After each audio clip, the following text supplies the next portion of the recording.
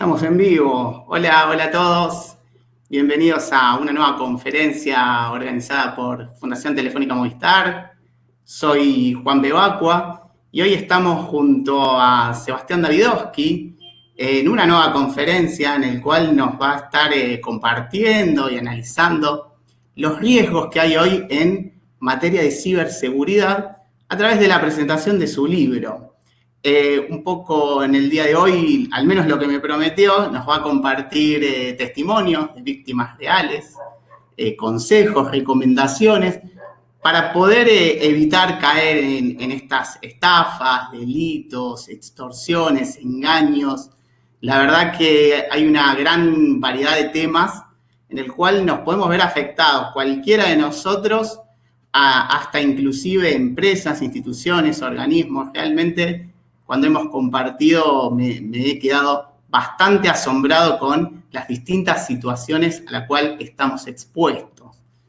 Al mismo tiempo, tenemos el lujo de contar con la moderación de Tomás Balmaceda, un amigo de la casa. Tommy, que la verdad entiendo yo que nos va a enriquecer aún más el debate y la presentación. Así que bienvenidos, chicos, gracias por compartir con nosotros, en este caso Sebastián, tu investigación y Tomás por acompañar esta presentación. Tres cositas antes de dejarles la palabra a los chicos. Recuerden que pueden ir dejando en el chat las preguntas que les puedan ir surgiendo, de forma que Tomás las pueda recuperar al finalizar la conferencia. Recuerden que la conferencia va a estar siendo grabada y en los próximos días la podrán ver en el canal de YouTube de Fundación Telefónica Movistar. Y también tengan en cuenta que los primeros 120 conectados que me arroje el sistema, los primeros 120, tendrán la posibilidad de acceder digitalmente a la publicación de este libro que nos va a presentar en el día de hoy Sebastián. Así que ahora sí, los dejo con la presentación y gracias por compartirlo con nosotros.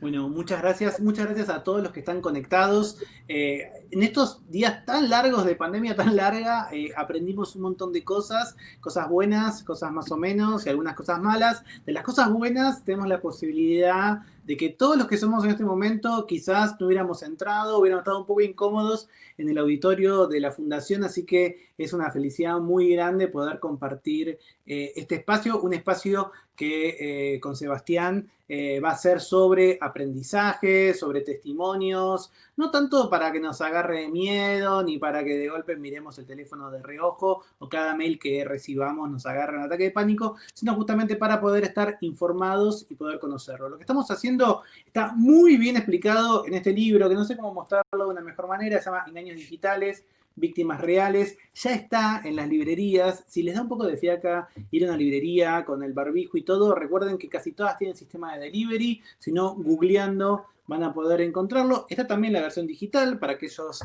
que no sean los suertudos primeros 120 que tengan el acceso digital al libro. Pero la idea es, más allá de la presentación del libro, en este marco de las grandes charlas que se están dando dentro de la Fundación, poder empezar a conocer historias. Tenemos videos, tenemos testimonios, tenemos cosas de actualidad que quizás no entraron en el libro y que completan esta visión que tuvo Sebastián a la hora de escribirlo. Es para mí un gran placer estar acá y haber sido invitado porque tengo mucha admiración y orgullo por Sebastián. Los trabajos profesionales nos han cruzado más de una vez, así que para mí que poder estar acá charlando con él es un verdadero placer.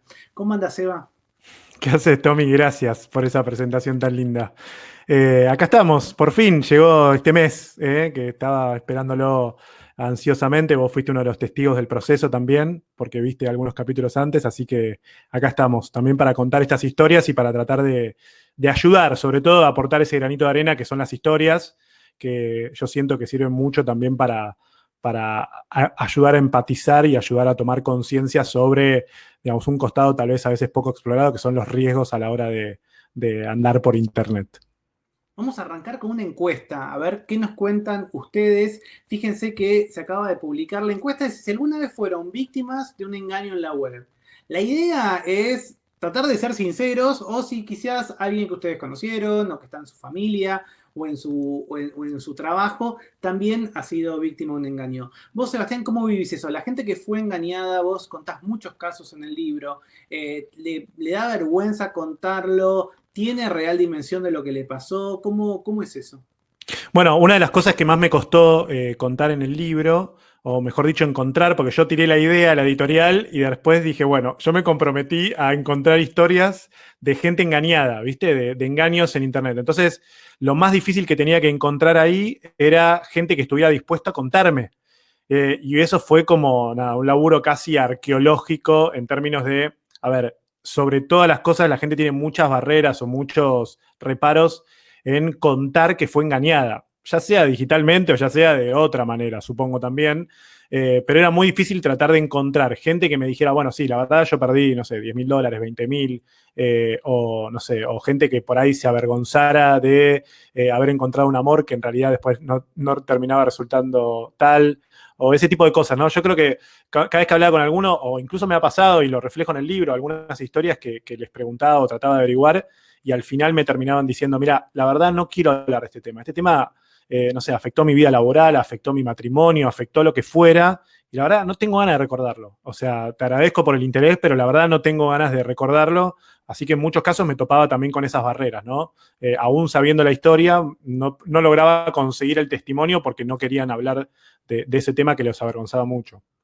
¿Y cuándo fue que vos sentiste que tenías material para un libro, no? Porque quizás muchos conocemos el caso que descubriste, que es increíble. En un ratito tenemos imágenes exclusivas que están buenísimas para poder contarlo, que es un poco nada, como un pequeño municipio de golpe empezó a perder de su tesoro un montón de dinero por un aviso de Google, ¿no? Una cosa que parece de ciencia ficción, ¿no? Como que no parece más de, bueno, la comparación que todos te hacen, ¿no? Más de Black Mirror de lo que sucede en la provincia de Buenos Aires. Ahí vos sentís que ese caso que tuvo tanta repercusión fue algo que te sembró la semillita de pensar que podía haber un libro ahí, ¿o cuándo fue?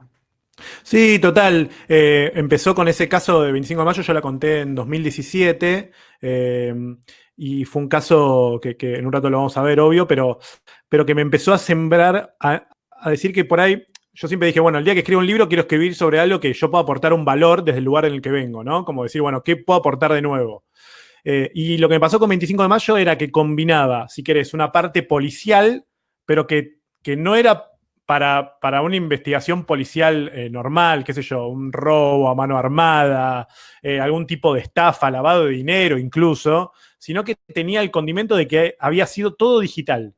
Entonces, el robo se había cometido de forma digital, no había habido encuentro físico, y además detrás de ese caso también había algo que me parecía particular, que era que probablemente había escala, es decir, no era el único que había caído en ese engaño, sino que había otros. Entonces ahí dije, bueno, acá hay una historia que contar, ahí hay como, si querés, un objeto de estudio de un lugar que está bueno explorar y decir, bueno, a ver, ¿qué es lo que pasa con los engaños digitales? ¿No? Que para mí en el libro son cuando no hay encuentro físico, cuando se comete un delito, cuando puede haber escala incluso, o sea, que no es solamente una persona, sino que son varias, cuando quizás el que te está robando está en otro lugar de la frontera, es decir, está en otro país.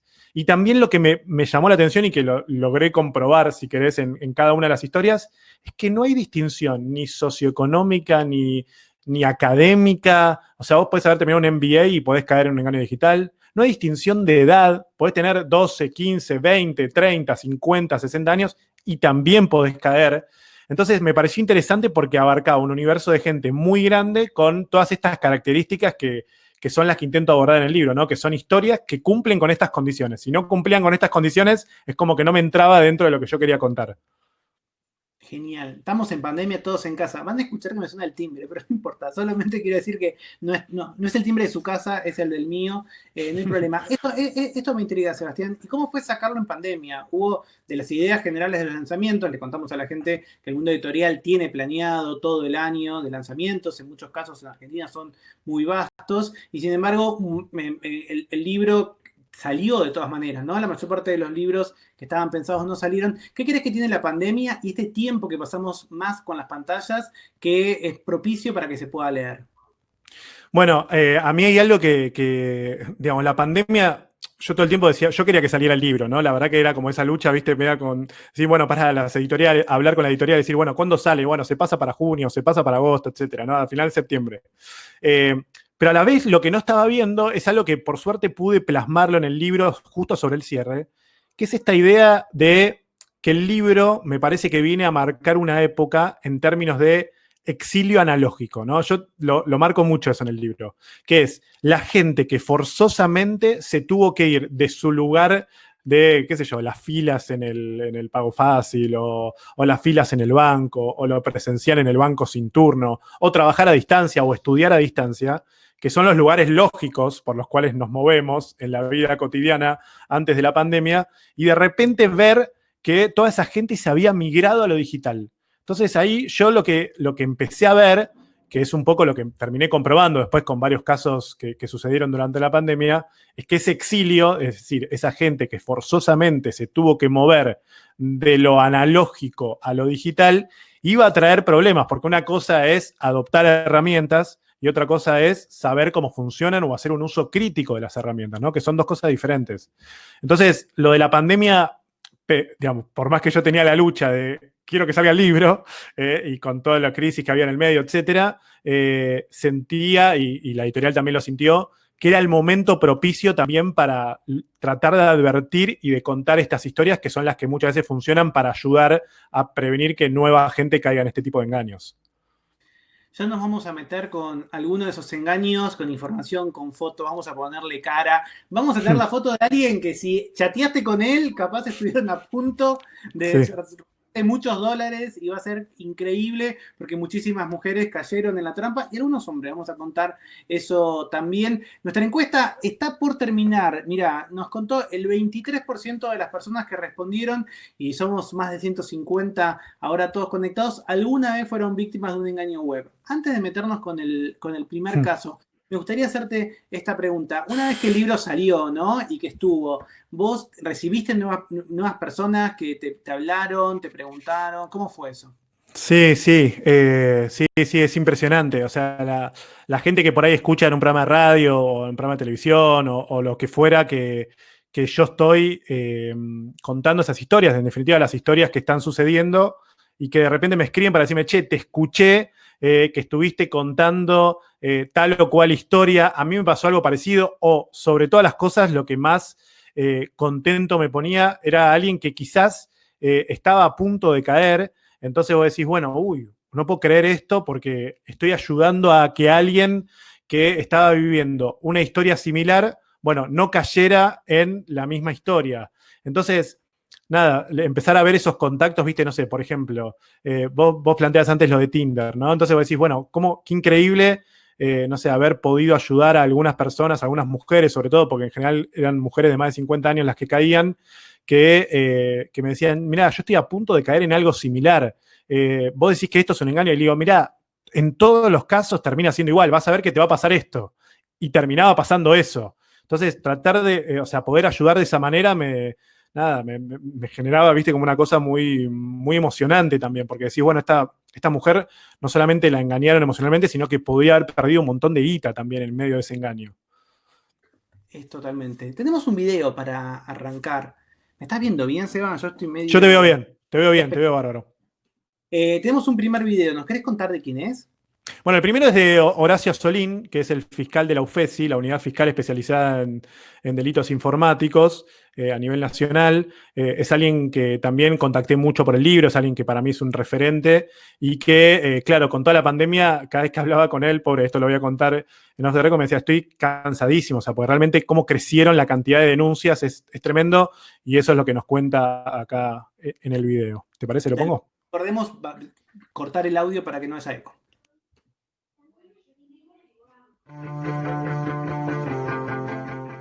Durante estos meses de pandemia hemos notado un crecimiento significativo de los crímenes cometidos en Internet, muy especialmente lo que tiene que ver con la captación engañosa de datos personales o phishing, como lo conocemos nosotros, y también con los fraudes cometidos en Internet, tanto en los que son operaciones de compra y venta de bienes y servicios, y también con operaciones no autorizadas con nuestra tarjeta de crédito o accesos indebidos en nuestras cuentas bancarias. Es muy importante que como usuarios de Internet, más especialmente en esta época donde estamos usando Internet mucho más de lo habitual en muchos casos, tengamos mucho cuidado en las operaciones que hacemos. Tenemos que tener en Internet el mismo cuidado que tenemos fuera de Internet. Usar contraseñas seguras, segundo factor de autenticación, pensar muy bien antes de entregar información, visitar sitios oficiales, son cosas muy importantes a tener en cuenta. Y también es importante que a nivel general haya campañas para alertar a los ciudadanos de las maniobras delictivas que están sucediendo, enseñarles a prevenirse, a cuidarse en Internet y también a cómo poder canalizar sus reclamos, sean civiles o penales, frente a cualquier situación que les suceda. Muchas gracias. Genial, entonces ahí nos estaba también contando un poco Claro. de, bueno, una medida posible que es la autenticación de 2 pasos. En un ratito vamos a charlar un poco más sobre eso. Vos tenés entonces la foto, Sebastián, querés mostrar la voz de alguien que si llegamos a haber chateado con él, estamos en un... ¿No? Vamos a ver si... Mirá si hay alguien acá que está en este momento chateando con esta persona. Bueno, para que ahí la voy a compartir, pues la tenía un poquito adelantada, pero ahí está, mirá. Ahí está. La foto de nuestro amigo con distintos nombres. En este caso, en este caso se llama James Ferguson, ¿no? En esta historia. Un poco fachero. Sí, fachero. Bueno, seguramente por eso alguien hizo match en Tinder, justamente con este señor. Que pudo haber sido esta foto, pudo haber sido otra, ¿no? Pero básicamente es gente que le roba la identidad o las fotos a otras personas. Esta es una historia que cuento en el libro, que es la historia de Estela, que Estela, bueno, hace match con James Ferguson en sus redes. Todas estas fotos que ven son fotos que él le va mandando en diferentes momentos. O sea, hay una que es la foto del perfil, la foto que está abajo a la izquierda, por ejemplo, es la foto de él trabajando en Nueva Zelanda, que es el lugar donde él dice que se va en un momento. A ver, antes de todo esto hay, no sé, yo acá pongo algunas copias de los mails que si alguno quiere puede ir mirando, pero se dicen cosas amorosas. Esto es lo que le escribe James a Estela. O sea, este es uno o dos de los, no sé, yo para esta historia justo leí como 70 mails ida y vuelta, pero a eso le tenés que sumar las otras historias donde también leí mails, donde ves realmente una historia de amor que sucede o que empieza a suceder a través de Tinder y donde se van mandando fotos, donde se van acercando de esa manera, por más que estén de forma virtual. Él vive en los Estados Unidos, vive en Boston, supuestamente. Le dice que se tiene que ir a trabajar a Nueva Zelanda, él es ingeniero nuclear, y le dice que, bueno, después de ir a Nueva Zelanda, él quiere venir a visitarla a Buenos Aires, ¿no? Como parte de esta promesa de amor que se va a consumar una vez que él llegue acá. Y ahí él lo que hace es, bueno, mandarle mientras está en Nueva Zelanda, él trabaja en alta mar, en esa foto que les mostraba recién, y le manda una serie de regalos, le promete una serie de regalos. Entonces le manda joyas, dólares, un iPad, todas cosas que son realmente como muy voluptuosas. También ella dice, no, por favor, no hace falta tanto. Bueno, está bien, gracias, la verdad, agradezco todo tu amor, etc. Y en medio de toda esa historia, claro, empieza el problema. Él le dice, bueno, mira, yo te voy a mandar una página de un correo, vos tenés que monitorear lo que dice este correo. Entonces le manda una página donde ella va a poder ver el tracking, el código de seguimiento de los productos que le están mandando.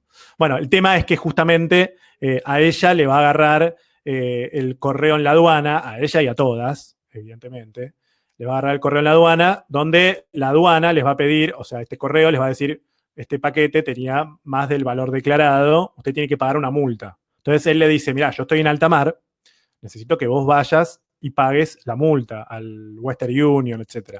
Entonces va ella y paga $1.500 primero, después le hacen abrir una cuenta, paga otros $1.200, así sucesivamente. Y bueno, hay una historia, por ejemplo, en Argentina de alguien que pagó $30.000, que sacó un crédito bancario, que todavía lo está pagando hasta el año que viene. Bueno, y así hay un montón de historias, por lo menos en 2019, por lo menos en abril del año pasado, tuve 10 casos en un mismo mes, por ejemplo. Todavía... Es interesante que en el libro hay casos de una gran sofisticación, digamos, de ingeniería técnica, pero este es un gran caso de sofisticación de ingeniería social, humana, privada.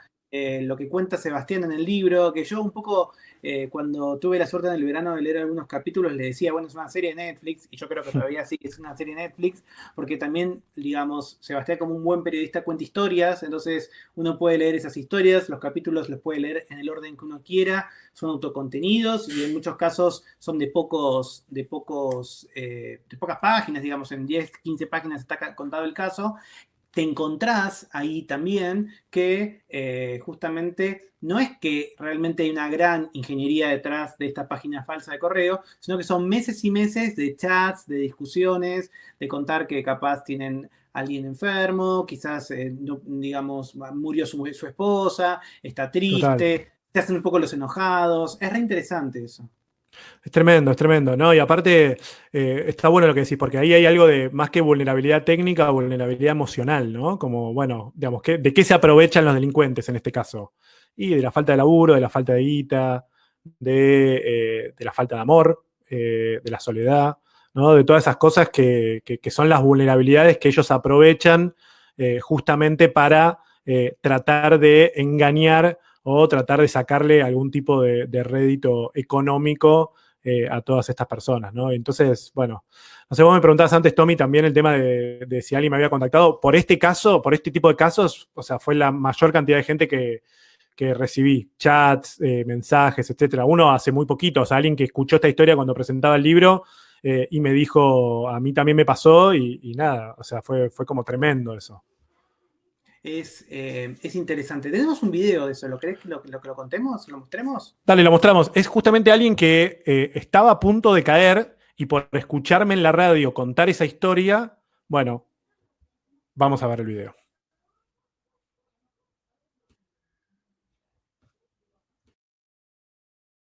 Hola, yo me llamo Claudia y quiero comentar brevemente que fui víctima de un engaño digital a través de la red social de Tinder, en la cual recibí un like de una persona que vivía a 11.000 kilómetros teóricamente en Wembley, en Inglaterra, que se llamaba John Philip Robinson, que me solicitó inmediatamente mi casilla de correo para conectarse conmigo.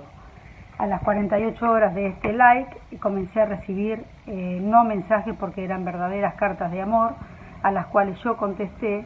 Me agarró en un momento muy vulnerable de mi vida y la verdad que me hizo muy bien, me sentía feliz y yo transmití toda esta felicidad a mis amigos, a mis hermanos.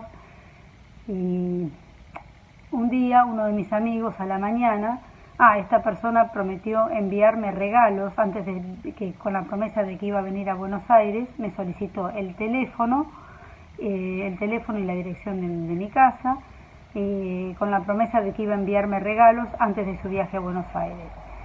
Un día, una mañana, mi amigo escucha en la radio la promoción de la reciente publicación del libro de Sebastián Davidovsky sobre engaños digitales, donde contaba este tipo de engaños y donde la palabra clave era regalos. Me llama y me dice, mira, tené cuidado porque esto pasa algo raro aquí. Bueno, yo me conecté vía Facebook con Sebastián, al cual agradezco la amabilidad de haberme contestado, haber respondido a mis preguntas y a su vez haberme comentado cuál era la mecánica de estos engaños. La mecánica era que iba a empezar a mandarme fotos en mi celular de los presuntos regalos que iban a estar trabados en alguna aduana, que yo tenía que depositar dinero para poder rescatarlos. Dicho y hecho, al día siguiente yo comencé a recibir las fotos interminables en mi celular de los presuntos regalos. Me comuniqué también con la UFESI, de los cuales obtuve una respuesta inmediata y me dijeron que documentara todo este episodio, que podía hacer la denuncia y que lo bloqueara en mi celular. Quiero agradecer a todas. Increíble, ¿no? Sí, no, o sea, a mí te digo, cuando así he recibido, no sé, fácil, no sé, 10 mensajes por lo menos de gente que dice, gracias a lo que vos leíste, lo que vos dijiste, me advirtieron, un amigo me contó, nada, y me genera como mucha emoción también, ¿viste? Porque digo, más allá del daño que ya estaba hecho, porque digo, aunque no haya pagado, le hicieron una promesa incumplida, digamos, en una relación que estaba empezando a construir, y eso también provoca daño. el daño económico hubiera sido todavía mayor. Entonces, nada, estas cosas me ponen contento porque siento que por lo menos aporté un granito de arena para lograr que esta gente, bueno, por lo menos pueda preservar una parte del daño, ¿no? Pueda preservarse un poco, ¿no? Los que somos un poco más viejos recordamos esa expresión del cuento del tío, o por lo menos en provincia, yo me crié, se usaba mucho, y bueno, parte del cuento del tío, de los engaños, tiene que ver también con la vulnerabilidad, con esta ingeniería capaz más social, y justamente lo que contaba este testimonio y lo que cuentan también las muchísimas víctimas, como cuenta Sebastián, de este supuesto gran amante, amor ideal, que se enloquece y te empieza a mandar iPads. Me acuerdo que en los mails también había, bueno, el anillo es de cristal y es regulable por si tu dedo es muy gordito. Como que digo, Tremendo. la gente que tenemos pancita y dedos gorditos, yo digo, ay, bueno, me hubiera enamorado también. Y cuando uno ve todo eso, también se da cuenta que, y para mí es lo que está muy bien contado en el libro, es como eso va escalando. Obviamente que si ahora recibimos un correo que nos dice no me conoces, te mandé un regalo increíble, por favor, se detuvo en la aduana, pagá este dinero para liberarlo, uno sospecharía, pero acá son meses y meses y meses, y en otros casos, que también aparecen en el libro, uno descubre también que hay toda una industria del crimen alrededor de eso, y que parte del costado más complicado de la globalidad y de poder estar todos conectados es que esas redes, esas industrias están en otros países muy alejados, en donde Sí. la justicia es rápida o no hay buenas conexiones con la justicia argentina. Y en muchos casos el desenlace puede ser muy trágico. Vos tenés el ejemplo de un hombre engañado, ¿no? También. Sí, a ver, es uno también, otro de los casos que decís, nada, digamos, que es muy fuerte porque, a ver, yo acá pongo, este era un perfil o sea, cuento la historia de hombres, digo hombres porque es lo que relevé, digo, y lo mismo con las mujeres, ¿no? No me tocó al revés, pero podría haber pasado tranquilamente. Hombres que aceptan de repente un nuevo caso, un nuevo contacto, perdón, en Facebook, de alguien muy voluptuosa, alguien muy sexy, etcétera. Este es un perfil real, o sea, esto es una foto real de alguien que le agrega y que empieza a chatear inmediatamente. Y ahí les empieza a hacer una promesa que es, bueno, ¿por qué no prendemos la webcam, ¿no? Y nos conocemos, etcétera. Y ella prende la webcam, o supuestamente prende la webcam, y proyecta un video en vivo. Un video que en realidad es un video porno que pone en vivo como si fuera una imagen de la webcam prendida. Ahí le pide a él que prenda su webcam y que nada, que se empiece a tocar, etcétera. Y ahí es donde hacen la captura y empiezan a extorsionarlo. Con que si no paga plata durante cierta cantidad de tiempo, bueno, entonces va a contarle a todos sus contactos y le va a mandar a todos sus contactos, incluso hacen como una especie de Big Data precario, se fijan quiénes son las personas que más me gusta le pusieron, por ejemplo, o con quién tienen relación, o qué fotos comenta, para entender con quién tienen relación y empiezan a extorsionarlo, a pedirle guita. Entonces, decime, Que Tommy. es importante de esa mecánica. Sobre el final, además de las preguntas que ustedes ya están haciendo en el chat, tengo nada, toda la cajita de preguntas llena, así que está buenísimo. Pero además de sus preguntas, Sebastián va a dar algunos consejos, vamos a charlar. Muchas de sus preguntas tienen que ver con la prevención. Y es interesante ver cómo en muchos casos cuando te presionan para que inmediatamente hagas algo o te ponen un tiempo, en muchos casos, en otros casos más sofisticados, de ransomware aparece como un contador, ¿no? Que va girando en tu teléfono. ¿Cuál es la idea? Total. Que vos, asustado, no puedas preguntar. En muchos de estos engaños, lo que pasa es que cuando lo contás, cuando llevas luz a estos lugares con oscuridades, ¿no? Con sombras, todo se disipa un poco más. ¿Cuál es el problema? Que te da vergüenza que vos capaz te mostraste desnudo o hiciste cosas o dijiste cosas seducido por alguien y te da vergüenza que la gente lo sepa. Acá, como decía Sebastián, lo que pasaba era que, nada, descubrieron quién era el hijo de esta persona, quién era su esposa, quién era su mejor Sí. amigo. No porque tuviesen una gran base de datos, sino porque son generalmente los contactos que uno más, qué sé yo, los likes que más pone o que más comentan. Y ahí empezaron con esos mensajes y obviamente se cruzan los miedos, se cruza la vergüenza, se cruza también, bueno, que eventualmente uno no sabe la dimensión de esto. Y si te dicen, bueno, mira, tus fotos desnudos va a estar en todas partes.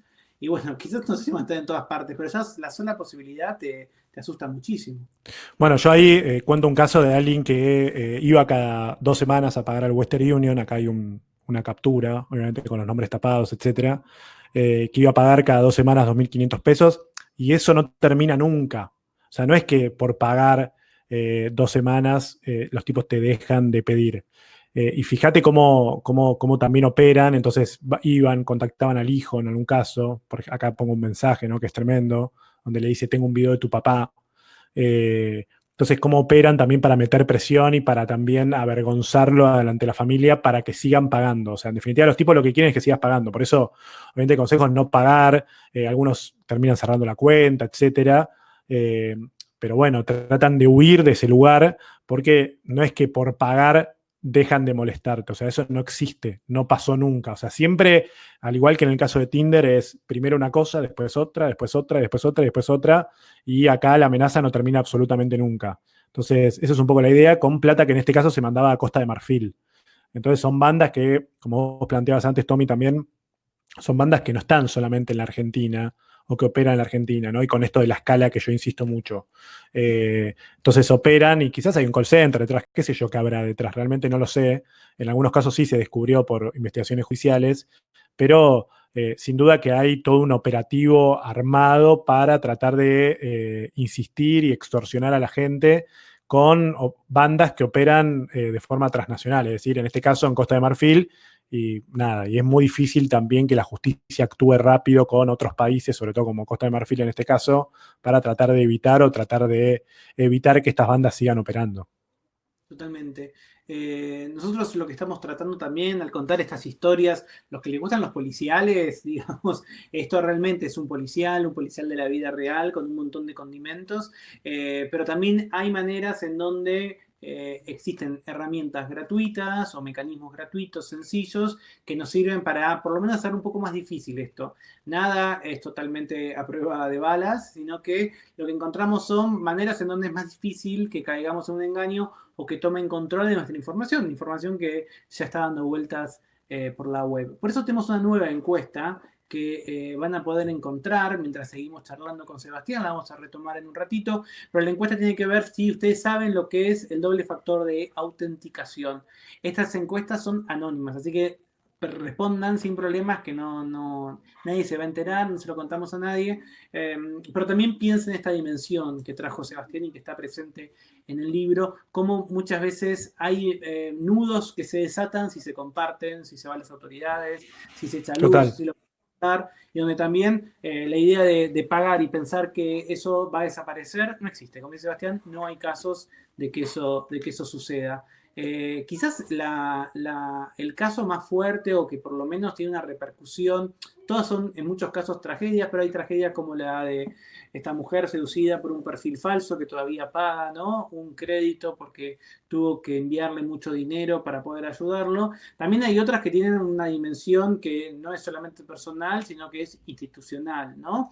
Y esa es la del caso que abre el libro, que muchos conocemos desde el mundo del periodismo como la Gorra Leaks, pero que tiene, digamos, otras variantes y que incluso nos trajo repercusiones, nada, casi parecía una promo de tu libro hace poco con migraciones. Pero contame un poco acerca de qué es la Gorra Leaks para que no lo conocen y cómo fue que de golpe datos privados de fuerzas de seguridad, nombres de agentes secretos que estaban de la EXI, de la AFI, comentarios, charlas privadas que además, por ejemplo, hablaban sobre el desempeño de distintos agentes, a ver si había o no un ascenso. Todo eso está hoy en este momento disponible en la web.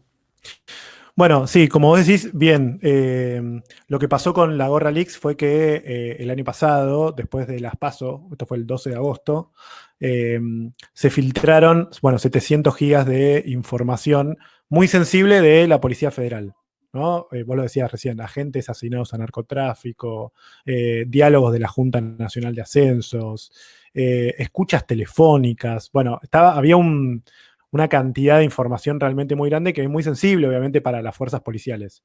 Y yo ahí lo que intenté hacer en el capítulo es tratar de ir a fondo para tratar de entender, sobre todo en todos los capítulos, pero tratar de ir a buscar el lugar donde se produjo el engaño.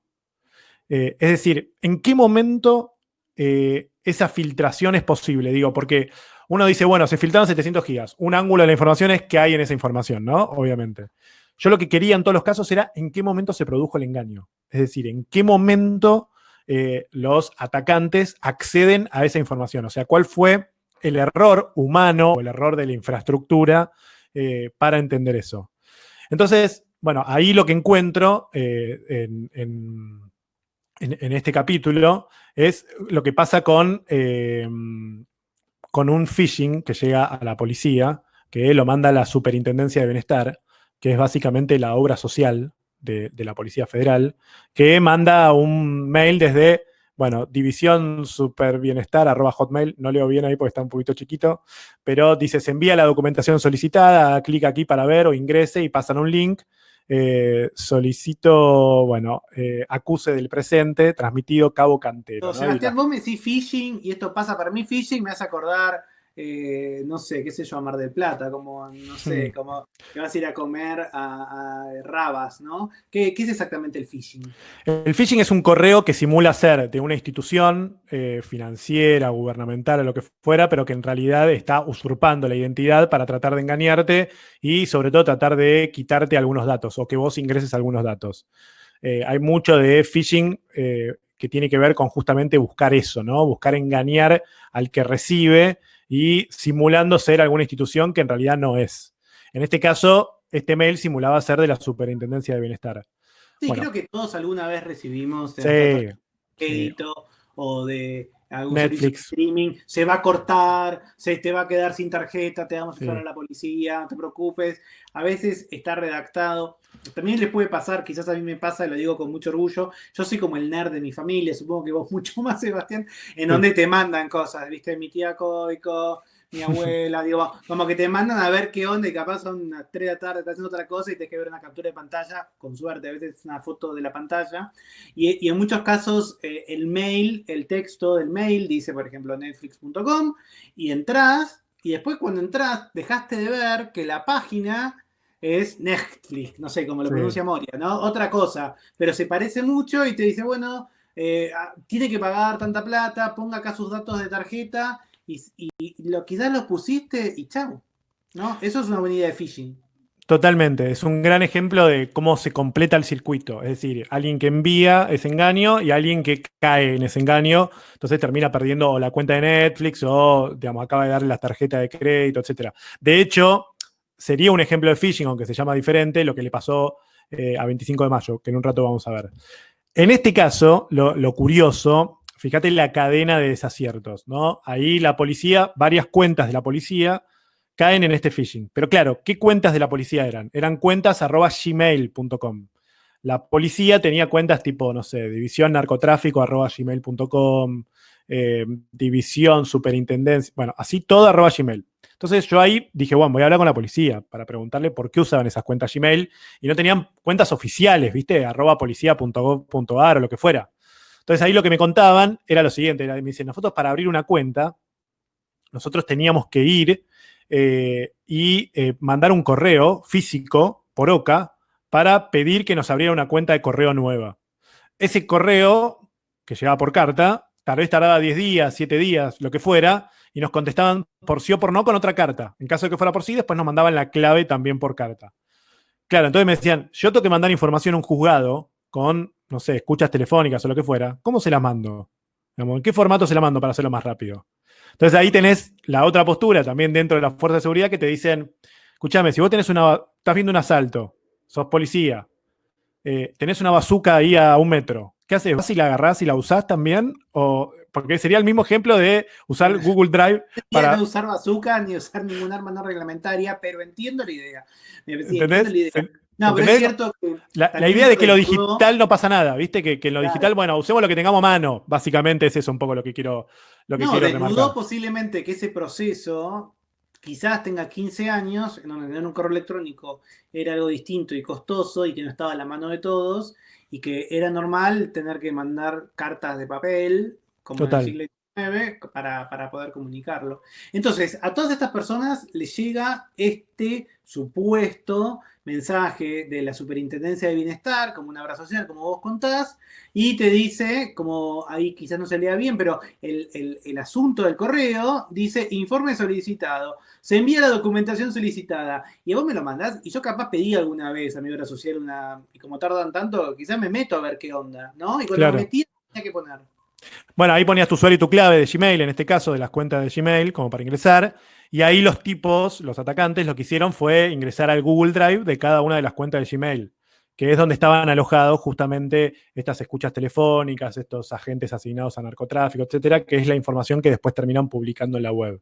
Entonces, bueno, ahí un poco lo que cuento también es también la persecución, los perejiles digitales que buscaron para tratar de acusarlos, pero sobre todo me parece desnudar también, a mí me interesaba mucho contar la historia detrás, de por qué puede pasar algo así, ¿no? Como decir, bueno, vamos a los detalles, ¿no? A los detalles que hacen que se pueda filtrar esta cantidad de información.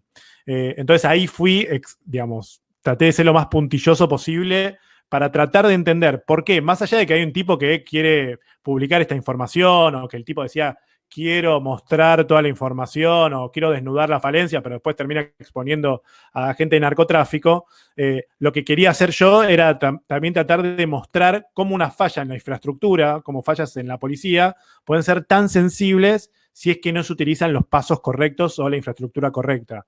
Entonces, por eso me metí en esos detalles chiquitos. No, y lo que muestra también Sebastián es también los cruces, como las intersecciones con la coyuntura política. Esta información se libera el día de las elecciones, de una PASO. Luego, a partir de esta información, pueden acceder al correo electrónico de una ministra. Entonces, como no tiene habilitada el doble factor de autenticación, de golpe, la cuenta de Twitter de la ministra, una cuenta oficial, empieza a publicar y comentarios y datos que obviamente son hackeados. Uno quizás como un ciudadano o también, digamos, desde un costado del discurso público, queda como, bueno, el gran hacker, ¿no? Le digo, qué sé yo, de la Autoridad Máxima de Seguridad, el Twitter lo hackearon, y la verdad es que simplemente era mucho más sencillo, porque en alguno de estos informes estaba el correo con el cual uno cuando pierde la contraseña o se la olvida, le decís a Twitter, che, recordame la contraseña. Imagínate que si vos tenés la contraseña del mail con el cual vos solicitás la contraseña de Twitter, no es tan difícil poder poner una nueva contraseña. Y también, total, bueno, entender eso. Por eso me gustaría, antes de pensar cómo, como vos decís, en otra variante de phishing, de otra forma similar, que fue cómo se le robó, ¿no?, a un municipio muy chiquito y muy lindo de la provincia de Buenos Aires, ¿por qué si hubiese tenido un doble factor de autenticación, por ejemplo, esta ministro no hubiese tenido hackeado Twitter o quizás alguna de las cuentas de Drive o de Gmail no hubieran sido? Tenemos que el 36% de las personas que nos están viendo, que son muchísimas, no saben qué significa el doble factor. Bueno, el doble factor de autenticación es un segundo, tal como dice su nombre, es un segundo factor, una segunda variable para que vos puedas ingresar a tus cuentas de redes sociales, mails, etc. ¿Qué quiere decir esto? Que vos no solamente tengas que poner la contraseña, sino que, por ejemplo, cuando te vayas a ingresar a tu cuenta de Twitter, a tu cuenta de Instagram, a tu cuenta de Facebook, a tu cuenta de Gmail, además de eso, por ejemplo, recibas un mensaje de texto con un código. O sea, vos pusiste tu clave primero y pones el segundo factor de autenticación, que es el código que recibís en tu celular. Esa es una forma. Después hay otras aplicaciones como, por ejemplo, Google Authenticator. Es decir, hay distintas formas que te permiten tener esos códigos de seguridad como segundo factor o segunda forma de ingreso. Que no solamente... Solo con mi usuario y contraseña no es suficiente. Necesito algo más, vos lo explicás muy bien en el libro, que es algo que tenés con vos, ¿no? Los que somos más viejitos conocimos el token, ¿no? Los primeros tokens que antes venían, ¿no?, en el banco. Ahora hay nuevas formas de token, ¿no?, mucho más cancheras. Los que somos del siglo XX, el token, cuando querías hacer algunas transacciones y eso, sí, te acompañaba lo que se llamaba tarjeta de coordenadas. ¿Qué era tarjeta de coordenadas? Una tarjeta física con unos números, en un sistema cartesiano, digamos, de columnas. Batalla naval. Una batalla naval, tal cual. Estamos haciendo todas cosas como del siglo pasado, real, pero bueno. Esto también era un doble factor de autenticación, ¿no? Porque finalmente vos tenías tu contraseña del home banking, tu usuario del home banking, tu DNI, pero además, que eso alguien lo podía saber o lo podía sacar, ¿no? Como vos bien mostrás en el libro, la contraseña más popular del mundo es 1, 2, 3, 4, 5, 6, pero también Total. si vos un poquito haciendo ingeniería social, te metes en Facebook y decís, bueno, ok, Sebastián tiene 2 hijos, uno se llama tal, nació en tal año, entonces quizás tu contraseña es el nombre de tu hijo y 2008, ponele. Ahora me imagino gente corriendo a cambiar su contraseña porque lo descubrimos. Bueno, no es tan difícil, ¿no? Pero lo interesante es eso, es no solamente hacer una contraseña robusta, que no sea fácil de recordar, sino difícil de adivinar por otros, eso es muy importante, sino que también tengan este doble factor que da como una barrera más, ¿viste? En caso de que alguien, no sé, nos haya encontrado su contraseña, o se hayan filtrado una base de datos con contraseñas, como ya pasó y sigue pasando cada tanto. Claro, hace 500 años en Yahoo tenías tu contraseña que era Total. Cevita 1982 y ahora lo seguís usando y se filtró la base de datos de Yahoo, ni te recordás que tenías una cuenta ahí cuando la sacaste y al seguir usando la misma contraseña en todos lados, de golpe van a ir a probar, ¿no? También Total. pasa con esos juegos, a mí me pasa que yo veo juegos en redes sociales que es tipo, el nombre de tu abuela más el número de tu casa es tu nombre Sí. drag, o es cuándo te vas a morir, no sé qué. Y vos decís, ay, yo pues si fuera drag soy Martita 674. Entonces, bueno, ya está, decir, me olvidé la contraseña, nombre de tu abuela, Martita, no sé, como que hay algo de eso que hay que ser un poquito más vivo, ¿no? Y Total. esto incluso te puede pasar en tu trabajo como le pasó a un funcionario, ¿no? Creo que tenés para mostrarnos un aviso de Google, una búsqueda. Una búsqueda de Google que fue lo que pasó con el municipio de 25 de Mayo, ¿no? Que siempre esta imagen me parece que es muy elocuente. La Que foto de es. 25 porque no conozco, yo soy de Campana y me Ahora, parece que es... ahora te pongo foto de Mostrármela 25 y de después Mayo. volvemos, mostrármela y después volvemos. Bueno, te lo muestro. Acá Porque la tengo gente... fotos del municipio, mirá. Me saco la cámara para que la puedan ver bien. Bueno, arriba a la izquierda está Roberto Testa, que es el que descubre, básicamente, que empezaron a transferir cuentas a diferentes cuentas desde las cuentas del municipio de 25 de Mayo. A la O sea, derecha está un el día esta persona descubre que empieza a tener menos plata, menos plata, menos plata, menos plata en la cuenta del municipio. Sí, la cuenta del municipio. O sea, en total perdió más o menos el 1% del presupuesto anual, para que te des una idea. Y a la derecha está el Banco Provincia, abajo está el municipio y a la derecha está, bueno, todos los que se fueron enterando del municipio, entre ellos el intendente, el contador, el tesorero, la secretaria de ¿Cuánta Hacienda. distancia hay entre la municipalidad y el banco? Una cuadra. O sea que... Es una cuadra. Que aparte, después cuento en un momento, ¿no? Como salen corriendo hacia el banco. O sea, y salir corriendo es cruzar la Plaza Mitre, que está ahí en 25 de mayo. Bueno, ¿y Bueno, cómo caen? volvamos a este aviso. Sí. Este hombre, ¿por qué googlea Banco Provincia VIP? Porque es la forma que él ingresa todos los días a la cuenta del Banco Provincia. O sea, todos los días el tipo entra a Google, busca, que de hecho es algo que desaconsejamos, que es justamente buscar en Google, guardátelo en favoritos. ¿Por qué? Porque los tipos lo que hacen es hacer anuncios patrocinados en Google, por ejemplo, en este caso, que claro, Google pasó por digamos, no lo llegó a captar este aviso engañoso, y gracias a eso el tipo entra a Banco Provincia VIP creyendo que era el Banco Provincia, era el primer resultado, como me dice él cuando lo entrevisto. Y además, fíjate, no dice banco, dice bank y una S, y yo sí, con mi miopía y astigmatismo, esa S parece, pues. No la ves, es imposible que la veas, es muy difícil que la veas. Entonces, a partir de eso, el tipo entra, ahí, digamos, entra y dice, che, qué raro, no me hizo nada, bueno, voy a entrar de vuelta al Banco Provincia, etc. Y pasó, esto habrá sido un jueves, por ejemplo. El domingo a la noche, los tipos con las claves ya del banco empiezan a ingresar y a hacer transferencias a varias cuentas en diferentes partes del país, que eran como si fuera coleros, como gente que iba a retirar la plata y se quedaba con una comisión. Básicamente así era el esquema. O sea, una especie de red.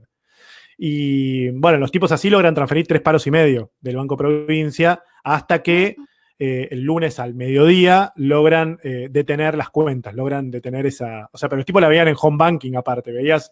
O sea, el intendente estaba ahí tipo con la computadora viendo otra más, ¿entendés? Como viendo el home banking. Como desangrando, ¿no? Sí, cómo se te va yendo la plata de las cuentas, ¿viste? En vivo.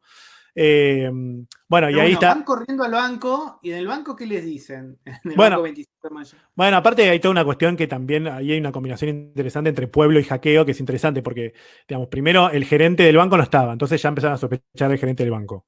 Después en el pueblo empiezan a decir, el intendente se robó 3,5 palos, ¿viste? Como empiezan a ver, el comisario dice, yo de hackeos acá nunca denunciaron nada, acá se roban vacas o se roban, digamos, otro tipo de cosas, pero acá nunca había escuchado un hackeo. Entonces empieza a ver como todo ese contraste entre un pueblo y un hackeo que trato de contarlo también por esas pequeños detalles, ¿no? También o no sé, entra el contador y el tesorero a la oficina de la secretaria de Hacienda y le dice, nos están robando.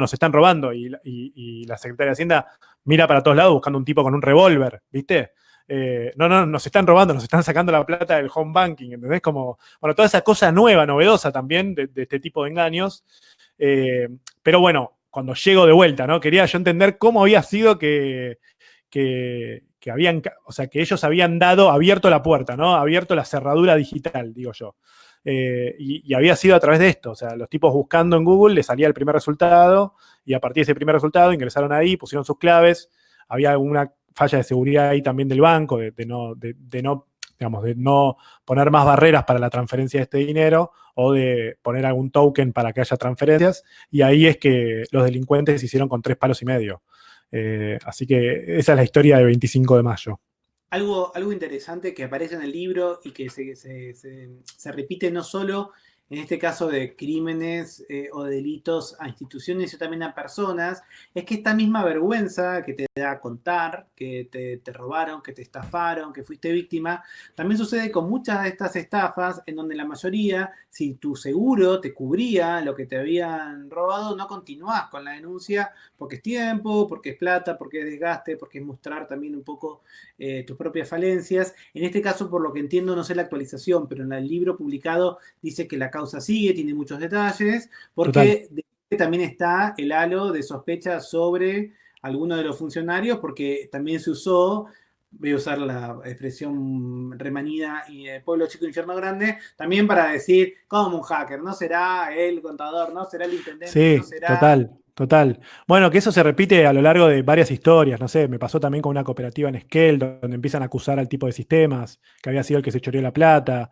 Es decir, lo que veo curioso también es que como parte de este desconocimiento de cómo funcionan los engaños, etcétera, muchas veces quien se encarga de tratar de investigar o de denunciar o de mejorar los sistemas, etcétera, termina siendo como el señalado como alguien que hipotéticamente fue el que armó todo para que desaparezca, porque hay tanto desconocimiento. No sé, en el caso del intendente es uno, en el caso del gerente de sistemas, una cosa que cuento de Esquel es otra. Entonces, nada, es súper interesante lo que se genera también alrededor, ¿no? Como esa sospecha de, che, ¿no habrá sido este? Digamos, che, ¿estás seguro que no fue este el que está... Este no se habrá quedado con los bitcoins que estuvieron negociando con los delincuentes? Como empieza a ver todas esas cuestiones, viste, que son como... que también, ¿no? Me parece que habla un poco también de esta era también de digital, pero también de desconocimiento en torno a cómo funcionan estos delitos. Entonces, en muchos casos terminan señalando a gente que por ahí no tiene nada que ver con ninguna de estas causas.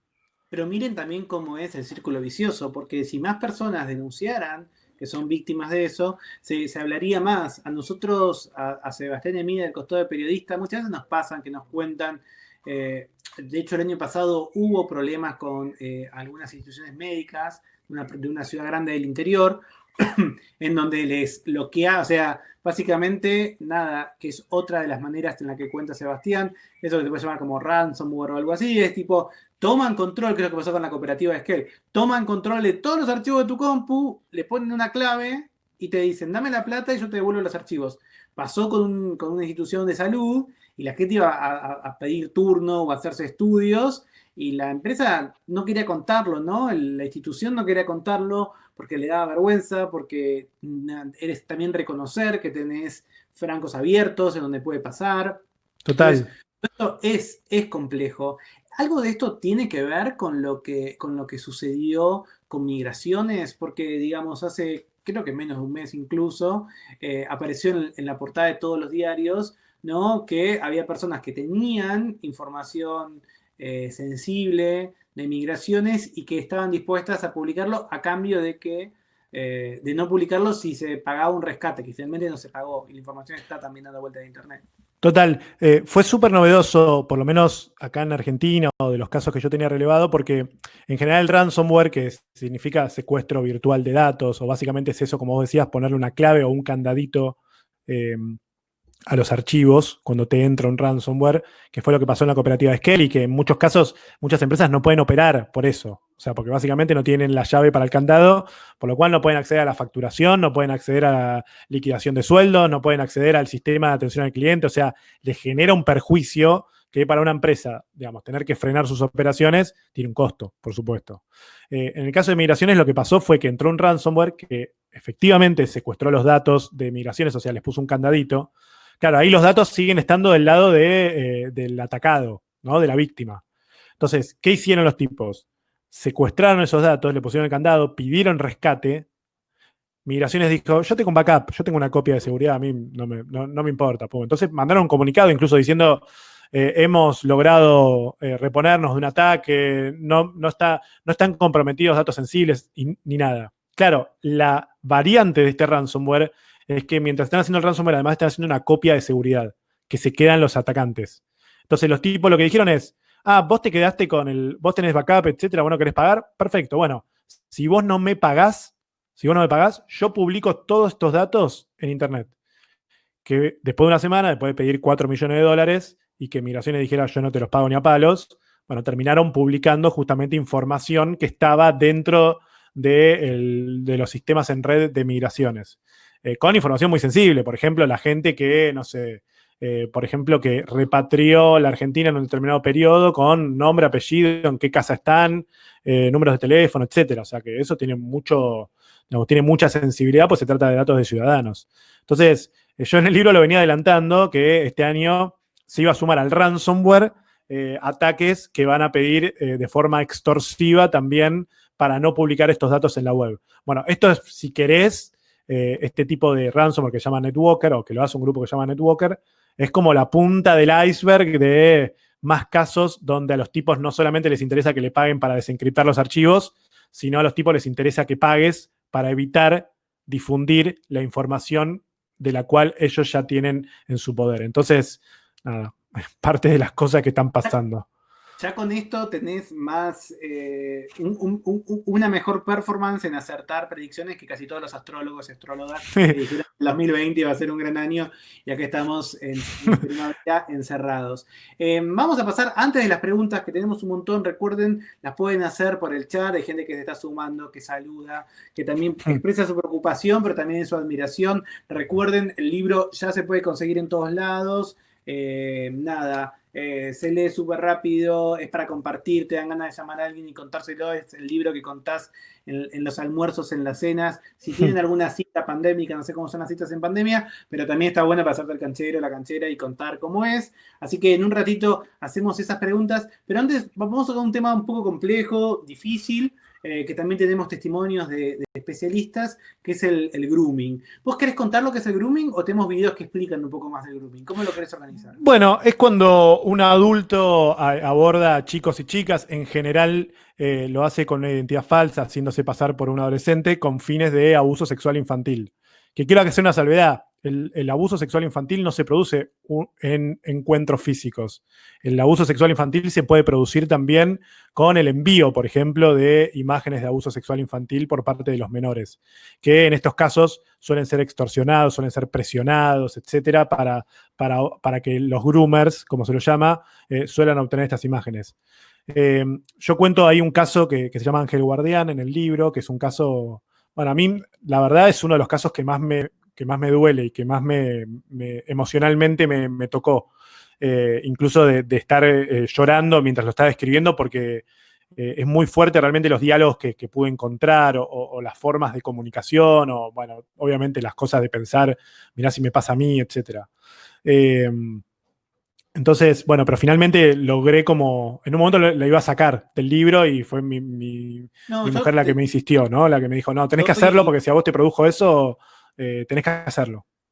No, el capítulo, me pongo un poco literato, pero es verdad. Está muy bien en la línea en donde vos contás algo, dejás mucho para que la gente termine de completarlo, y lo poco que cuentan, ¿no? Porque Sebastián cuenta cómo son esos chats, de esta persona que una vez que genera la confianza del niño, de la niña, del adolescente, del puber, y ya le tiene alguna foto o alguna información y lo empieza a extorsionar. De vuelta otra vez la sombra, ¿no? La vergüenza, no querer contarlo. Me da vergüenza ir a contarle a mi viejo, a mi vieja, que me sacó una foto desnudo, o que me saqué una foto, o que le di información a esta persona, y cómo este groomer va pidiendo, o esta groomer va pidiendo, ¿no?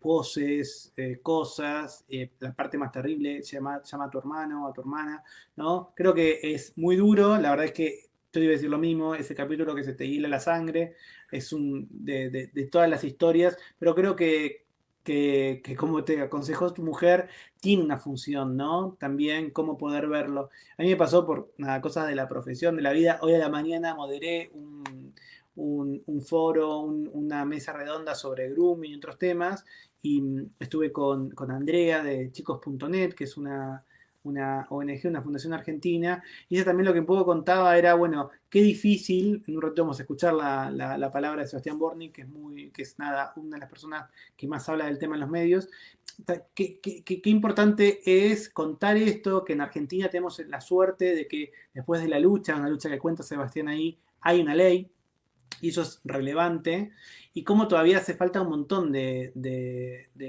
pedagogía, de explicar, de contar. Total. Andrea puso una buena idea, empezar a encontrar otras palabras. Grooming es la palabra, pero la verdad es una palabra en inglés, no se entiende, la tenés que explicar, ¿no? Como tratar de encontrar todo eso y empezar a entender algo que me encanta del título, que lo resume, cómo lo digital y lo real no son opuestos, ¿no? Porque uno, sobre todo en tiempos de pandemia, una imagen que a mí me gusta es, bueno, quizás a vos te daría miedo o intranquilidad que tu hijo, que tu hija, que alguien que está a tu cargo se vaya a una plaza enfrente de tu casa y vos te quedes en el living viendo una serie, pero no te genera intranquilidad que vos estás viendo una serie en tu casa y al lado tuyo en el sillón está tu hija, tu hijo a quien cuidás con una tablet y ahí está como una especie de plaza también, ¿no? Está al Total. lado tuyo, te genera esa confianza y no sabes qué está compartiendo, con quién está hablando, qué está pasando. No quiere decir esto que hay que quitarle las pantallas. También sabemos que la otra opción, y eso es Claro. interesante, el libro no plantea volvernos a, no sé, al bosque y vivir de la caza y de la pesca, sino que justamente es, bueno, ¿cómo puedo tener un vínculo sano, seguro con estas pantallas y cómo poder tenerlo? Y en el caso de grooming es especial porque efectivamente es algo que sucede mucho, el libro da números muy escalofriantes, que uno a veces también dice, bueno, no, a mí no me tocó o no me pasó, no lo sabemos, porque hay gente que tiene vergüenza de contarlo, ¿no? De contarlo dentro de la familia, y quizás todavía hay mucho que entender y que aprender y que enseñar para eso. ¿Te Total. parece si mostramos el video de Tocayo? Dale. Sí, primero el de Dale. Sebastián y después el de Lucía Feynman. Dale, ahí vamos, espera. A ver si va bien. Los cuidados que tenemos cuando salimos a la calle para evitar un robo. No, espera. Está el de Claudia. Espera.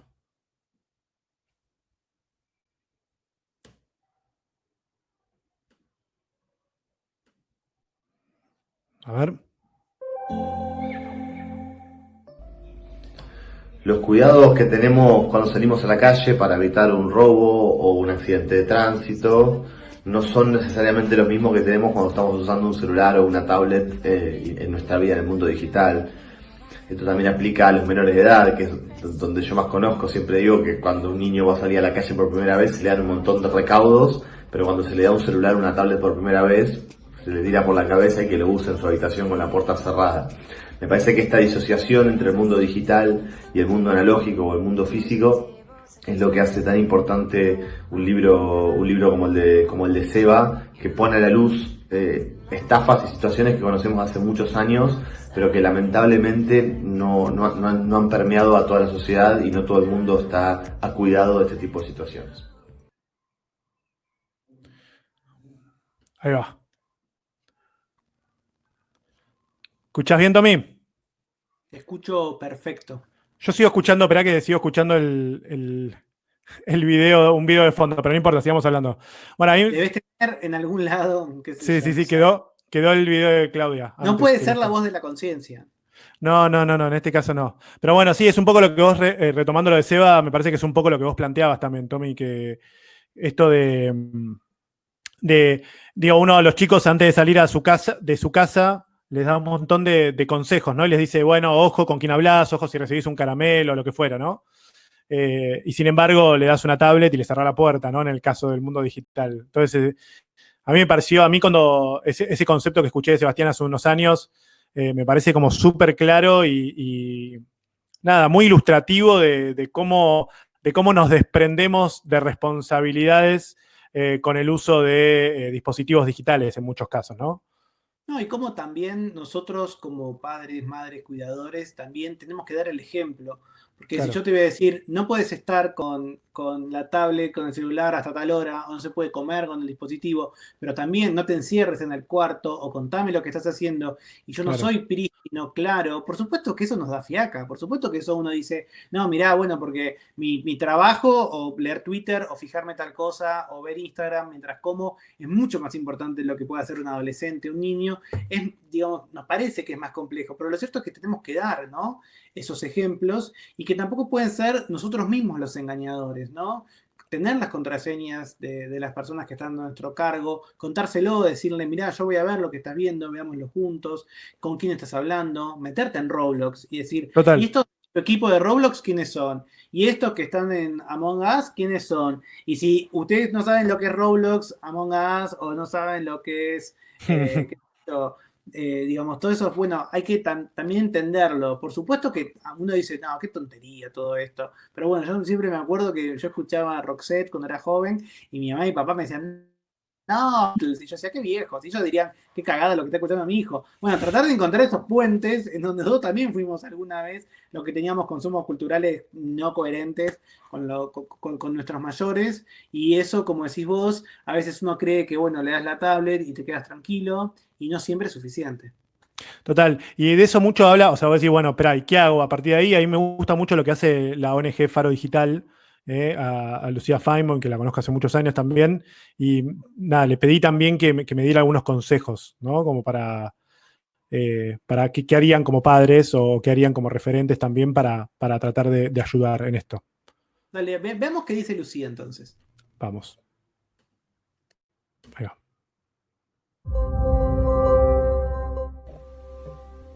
Algunos consejos para prevenir el grooming. Por un lado, configurar la privacidad tanto en redes sociales como en WhatsApp, de nuestras cuentas y en la de los chicos. Así podemos elegir quién ve la información que ahí compartimos. Por otro lado, saber que en general los chicos online juegan con extraños. Hablar sobre eso y bloquear los chats, para que estos extraños no puedan contactarnos en forma privada.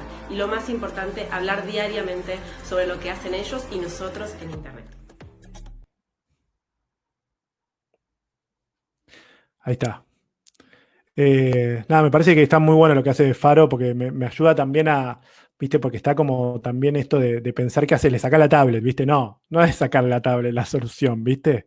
Entonces decir, bueno, ¿qué tips podés empezar a usar, no? Bueno, empezar a hablar, bloquear chats, por ejemplo, podés decir, bueno, el nene está jugando, pero el nene está jugando por ahí en un programa que tiene chats abierto o que puede dialogar con otras personas, entonces bloquear los chats. Entonces empezás a generar atmósferas seguras sin que eso signifique, no sé, sacarle la tablet o sacarle el celular, qué sé yo. Hoy en tiempo de pandemia incluso parece más difícil todavía, pero me parece que me parece que todo es diálogo, ¿viste? También, o sea, porque uno dice, bueno, lo más fácil es sacarle y listo, ya está, y con eso solucionas todo. Y no sé, va a buscar otra manera de conectarse, o agarrar el dispositivo cuando vos no estés, o lo que fuera, no sé. Me parece que hay que empezar a hablar y sobre todo empezar a hablar de las cosas que suceden en Internet, ¿no? Me parece que es eso. O sea, en muchos casos hay muchos pibes que por ahí no entienden el concepto de identidad falsa y vos le ponés como ejemplo algo fácil, que es, mirá, si vos tenés 11 años y tenés una cuenta en Facebook, ¿por qué alguien que tiene 35 no puede decir que tiene 13? ¿No? Entonces vos decís, bueno, vos no deberías poder tener una cuenta en Facebook porque sos menor de la edad que permite Facebook, y sin embargo tenés. Bueno, así mismo puede haber gente que dice tener una edad y que no la tiene, ¿no? Entonces empezás a poner ejemplos de algo que ellos mismos hacen, quizás en muchos casos, y que pueden servir también como para educar sobre los riesgos, no prohibir, no decir esto da miedo, paranoiquearse o sacar la tablet, ¿entendés? Entonces, empezar a dialogar me parece que es un camino intermedio interesante para explorar. Tenemos muchas preguntas, les contamos solamente para que, digamos, los que estén atentos o ahí, recuerden que este video, junto con todas las actividades que estuvo haciendo durante este periodo de aislamiento social preventivo y obligatorio, todo lo que pasó en Fundación Telefónica Movistar está en su canal de YouTube. En unos días va a estar este video por si lo quieren compartir con alguien, por si alguien está hablando en Tinder con este hombre y de golpe, nada, siente que tienen que mandar unos dólares, pero también, digamos, hay encuentros y charlas a lo largo de todo el año, están todas ahí en el canal de YouTube de la Fundación, así que lo pueden ver, pero si quieren, los que puedan notar, Sebastián estuvo nombrando algunas organizaciones, ONGs, que trabajan estos temas. Faro Digital es una. Sebastián Borni, que apareció, es el fundador de Argentina Cibersegura, que también tiene muchos contenidos para descargar. Estoy pensando en chicos.net, que también lo estuvimos mencionando. Todos esos van a encontrar, por ejemplo, no sé, Faro Digital tiene algo que a mí me encanta, que es un contrato donde vos lo imprimís y haces que el puber, el adolescente, firme cuántas horas va a tener, en qué sentido, como muy claro, ¿no? Como un contrato de verdad entre padres e hijos, que tiene una parte espectacular. Del otro lado es el contrato del padre o de la madre, del cuidador, del adulto responsable con ese menor. Y es divertido porque también son juegos que nos ayudan también a entender cómo podemos entender este vínculo. Si te parece, Seba, paso algunas preguntas que aparecieron en el chat. Sí, me encanta, dale. Mirá, hay una pregunta que dijo Alejandro que está muy buena, que yo ya sé la respuesta, que la pensé cuando leí el libro, pero quiero ver tu idea. Dice, ¿esta presentación puede servir para que se perfeccionen las técnicas de engaño? ¿Tenemos tipo Among Us, un hacker entre nosotros que ahora está copiando ideas? No, ya están hechas. El tema, vos sabés que muchas veces me lo he debatido internamente también, y después empecé a pensar en otros casos, como para tratar de pensar en otras cosas, ¿no? Primero, a ver, yo lo que siento es que estos casos, cuanto más los contemos, menos gente va a caer, porque la escala ya está, porque lo digital mismo genera escala. Entonces, lo más importante de todo esto es que estas historias se visibilicen y que se entienda bien cómo funcionan para que cuando te pase, no caigas. Está claro que en un año probablemente cambien estas técnicas. Un año o por ahí 2 o 3, está claro, o 4. Hay algunas que se repiten a lo largo del tiempo y otras que van cambiando. Y después a nivel periodístico, por supuesto que me lo pregunté y decir, bueno, a ver, espera, ¿hasta qué punto contás el detalle y todo? Y después me puse a pensar, no sé, investigaciones de lavado de dinero, donde cuentan exactamente cómo lavan dinero las empresas. ¿Qué le estás dando ideas y todos vamos a terminar lavando dinero? O investigaciones de corrupción. Mirá cómo hizo, no sé, Empresa Cebolla, ¿viste? Y cuentan. O cómo hicieron offshore. Mirá, la inscribió con el estudio Mossack Fonseca en Panamá y todos vamos a ir a Mossack Fonseca, no sé. Yo, digo, traté de ponerlo en otros casos como para tratar de entender o para sobre todo para contar cuál es el tema acá. Porque el tema acá para mí no es necesariamente cómo funciona el delito, sirve para explicar y para contar, pero lo más importante es cómo hacemos para concientizar, para empoderar usuarios, porque acá no hay saturación de policía, no es que cuanto más policías pongas cerca de las computadoras, suponiendo que la policía, digamos, sirve para prevenir el delito, vamos a tener menos delitos, ¿no? Entonces, acá lo que hay que hacer es saturar de información, o en el buen sentido, ¿no? Evangelizar, concientizar, y todo lo que sirva para ilustrar y para mostrar claramente cómo funciona esto, cómo te pueden engañar, me parece que, que el objetivo es justamente tratar de concientizar a los usuarios, porque van a cambiar las técnicas, pero si la concientización sigue, me parece que va a haber menos delitos o va a haber menos gente que caiga. Espectacular. Tenemos otra pregunta, en este caso de Graciela. Graciela pregunta, ¿es más riesgoso realizar transferencias, supongo que del banco, con el teléfono móvil que con la compu? No, ¿por qué? No noto diferencias. Sí hay diferencias. En el teléfono bajás una app que tiene el logo del banco y que tiene el tilde de verificación, como muchas de esas aplicaciones, y siempre va a ser esa aplicación. Es más factible que te suceda como el contador de 25 de mayo, que en vez de tipear la web del home banking, entres por un aviso, porque es más cómodo, porque sale primero, más destacado. Es más difícil eso, o sea, es más fácil que te engañen así que con la app del banco, ¿no es cierto? No, total, no. Yo no, ahí no noto diferencias. Sí noto diferencias, por ejemplo, en hacer operaciones bancarias o operaciones financieras en redes públicas, por ejemplo. Eso es algo que está claramente desrecomendado. Es decir, si estás en un bar conectado al Wi-Fi, bueno, está claro que ese no es el lugar para exponer o utilizar datos privados que puedan servir para que alguien que esté dentro de esa misma red pueda verlos, etcétera. Entonces, digamos, la recomendación ahí es no utilizar redes públicas para operaciones financieras, o sea, Wi-Fi públicos de la ciudad o Wi-Fi públicos de bares, etcétera. Eso es claramente lo que no está recomendable. Perfecto, tenemos muchísimas preguntas. Hacemos 2 más y después ya vamos al cierre. Julieta pregunta, ¿qué es lo importante para registrar o qué cosas hay que guardar en estos casos para iniciar las denuncias? Bueno, ahí lo que pide, mira, yo siempre lo que recomiendo, en realidad, es interesante esa pregunta, porque ahí habla de algo que debería estar un poco más aceitado, que es que, por ejemplo, las comisarías reciban este tipo de denuncias, que en muchos casos no las reciben por desconocimiento o por lo que fuera. Entonces, ahí hay un tema. Después, por otro lado, lo que piden en general es la prueba, ¿no? Que como contaba Claudia en su momento cuando estaba lo de Tinder, es que le pidieron que guardara los chats, guardara los números, guardaba como toda esta prueba digital, los mails, etcétera, que son lo que sirven para iniciar un expediente, ¿no? Un expediente de denuncia.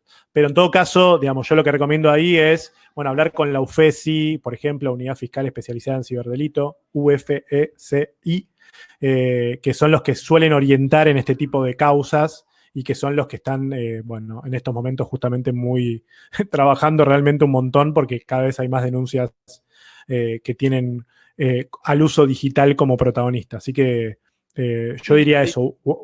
Yo me sumo con una cosa que aprendí por un caso cercano que me tocó. A veces cuando hay grooming o hay lo que a veces muy mal se llama pornovenganza, que vos lo mencionás muy bien. Pornovenganza es una palabra horrible porque no tiene nada que ver con lo que sucede, pero bueno, quizás lo entiendan, ¿no? Alguien tiene imágenes privadas tuyas porque te conocía, porque las consiguió de una manera, y si terminas ese vínculo, amenaza con publicarlas, o como cuenta muy bien Sebastián, terminan publicadas, ¿no? En esos casos, yo lo que aprendí por alguien cercano que le sucedió, es que uno tiende a borrar todo porque le da vergüenza, porque quiere sacárselo de la cabeza. Lo importante no es borrar las cosas, pero eso, bueno, también necesitas como la cabeza fría y tener esa información. Ok, borro todo y me olvido. Y la verdad es que no, tenés que guardar las copias, tenés información y, como dice Sebastián, ir a hacer la denuncia, en donde, por ejemplo, en el caso de mi amiga, realmente consiguieron la IP, un fiscal, de un viernes a un sábado, y el domingo sabían la dirección de la persona y mandaron a las autoridades. Eso fue una cosa impecable, y eran videos privados que se estaban subiendo a una plataforma pornográfica argentina, y digamos, la clave fue que no borró los datos porque pudieron así conseguir la dirección física donde se conectaba esa computadora, ¿no? Claro. Y bueno, una vez es que lo primero que piensa es, bueno, borro todo. Y yo también hablé con un fiscal porque tenía el contacto por una nota y le hice el puente, y lo primero que me dijo el fiscal fue: no borres nada. No. Nada. Bueno, y después hay toda una polémica también en el caso de grooming, que hay muchos padres que se meten y terminan, nada, queriendo actuar o queriendo engañar, y eso a veces termina siendo contraproducente con la causa. Bueno, hay todo un tema ahí atrás, pero bueno, lo importante es guardar toda la prueba justamente para presentar en la fiscalía, porque esa es la forma que tiene la fiscalía de investigar o de incluso tratar de llegar al atacante. Muy bien. Tengo una pregunta más de Beatriz, si querés, que está A muy ver. buena. Que está bien, en el home banking del Banco Ciudad no aparece el candadito. Algo viejo que había, si te acordás, era que hace 5 o 6 años era, bueno, ok, si veo un logo del candadito en la URL, es seguro. Si dice HTTPS, eso es seguro. ¿Eso ya sigue corriendo o pasó un poco de moda? No.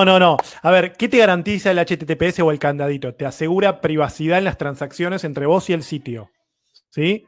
Pero no te asegura que el dueño del sitio no sea un estafador. O sea, quiero diferenciar bien eso.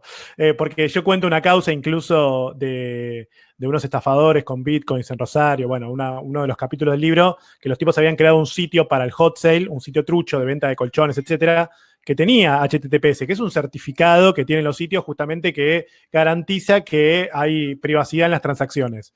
Ahora, no te garantiza que el dueño del del sitio no sea un delincuente, ¿se entiende? O sea, solamente te garantiza eso, pero no te garantiza más que eso. O sea, es una variable más. No es que te quedas tranquilo por el HTTPS. Ahora, si no lo tiene, te quedas intranquilo. Y está bien quedarse intranquilo. Porque justamente lo que te garantiza el candadito es justamente la privacidad en las transacciones. Perfecto. Bueno, Sebastián, quedan muchas más preguntas. ¿Dónde te puede encontrar la gente en redes sociales? Bueno, me pueden encontrar en @Viduski, en @Viduski. Porque vos tenés que aclarar que tu apellido no es Viduski, que muchas veces no sabes. Bueno, no sé. Yo me quedo Viduski porque es como el apodo de niño, de joven, y preferí seguir ahí como. Ahí está. Este es mi nombre y apellido, con la tapa. Y sí, me encuentran en @Viduski ahí en cualquier red social, en Instagram, en Twitter, soy yo. En este caso no va a ser un engaño. Así que me van a poder encontrar. Y me gusta mucho. Yo usé una frase de Tommy que en el libro que me parece como que me gustó mucho. Que habla sobre cuando el conde Drácula, bueno, recibe al abogado Jonathan Harker en ese palacio en Transilvania, ese castillo en Transilvania, y le dice: bienvenido a mi morada, le dice: entre libremente por su propia voluntad y deje parte de la felicidad que trae. Como que a mí me parece interesante esa advertencia que le hace, porque él sabe, digamos, de alguna manera le dice: mira, ya sabés lo que te va a pasar. Y en algún punto a mí me gustaría que en Internet también sepamos lo que nos puede pasar si es que no estamos alerta. Yo entiendo que muchas veces nos agarra, no sé, haciendo transacciones en el baño, en el ascensor, en la cama, en lugares en los cuales que seguramente no estamos preparados para ser engañados, ¿no? Entonces, qué sé yo, vos vas a una góndola de un supermercado, llegás a la caja y te fijás que el precio coincida con la góndola, con el cartelito de la góndola. Probablemente si estás en tu cama, en el baño, o en el ascensor, o hablando con amigos y queriendo resolver algo, porque justamente Internet nos ofrece un montón de soluciones, no vas a estar prestando atención a ver si son o no son. Pero bueno, un poco la advertencia acá es que nos detengamos un poquito antes, que miremos un poquito por la mirilla digital, como si fuera la mirilla de la puerta, pero la mirilla digital sería como mirar antes, y que estemos advertidos que en caso de agarrarnos con la guardia baja o desatentos o que desconozcamos todas estas cosas que pasan, bueno, corremos el riesgo justamente que nos pase alguna de las historias que cuento en el libro. Pero no es para paranoiquearse, no es para asustarse, sino que es para hacer un uso consciente, un uso responsable de las herramientas digitales que usamos a diario. Acá a mí me gusta, te voy a hacer la réplica literata. Después averiguá qué es lo que dice el cartel del infierno en la Divina Comedia, en la Comedia de Dante. Cuando entras al infierno, también hay un cartel. Y yo creo que Stoker se inspiró un poquito en eso. La puerta del infierno dice, bueno, dejen aquí sus esperanzas, ¿no? Y acá también la idea está buenísima, no dejar, ¿no?, esa parte de la felicidad, sino que uno puede, con pequeñas medidas, muchas de las cuales estuvimos charlando hoy acá, muchas de las cuales están en el epílogo del libro, en donde se cuentan herramientas fáciles de poner en acción para poder tener un uso seguro de la tecnología que está entre nosotros y que la pandemia explotó, ¿no? Estamos mucho más conectados de los que estábamos antes en esto que vos decís, ¿no? Esta especie de exilio analógico que estuvimos haciendo. Sebastián, ¿le querés agradecer a alguien? Esto también es una presentación de un libro, más allá de que estamos charlando.